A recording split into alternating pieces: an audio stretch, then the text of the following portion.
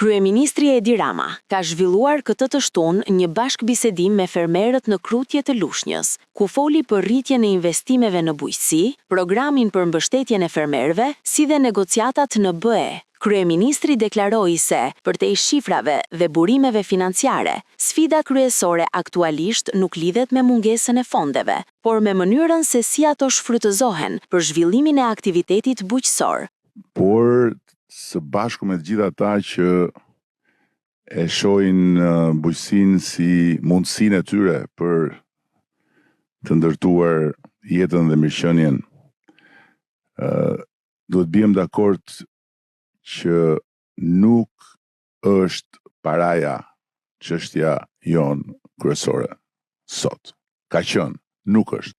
Sot çështja jonë kryesore është të kuptojmë saktësisht se çfarë duhet bëjmë për ta siguruar paranë që na duhet për të ecur përpara në ndërmarrjen tonë. Rama gjithashtu prezantoi një program që sipas tij do të lançohet në fund të muajit prill për mbështetjen e fermerëve. Programi, bashkëpunim mes qeverisë, Bankës së Shqipërisë dhe bankave të nivelit të dytë, do të funksionojë për fermerët që sjellin një plan për dyfishimin e biznesit të tyre. Një tjetër program shumë domethënës, të cilin do ta lançojmë në fund të muajit prill, së bashku me Bankën e Shqipërisë dhe me të gjitha bankat e nivelit dytë, një program që prek të gjithë sektorët prodhues, që praktikisht i thot çdo shqiptari që prodhon do ta dyfishosh ndërmarrjen që ke?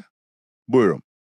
Bjerë një plan të besueshëm për ta dyfishuar, qeverinë e ke mbrapa, bankat do të t'japin kështu mbështetje deri në 2 milion euro.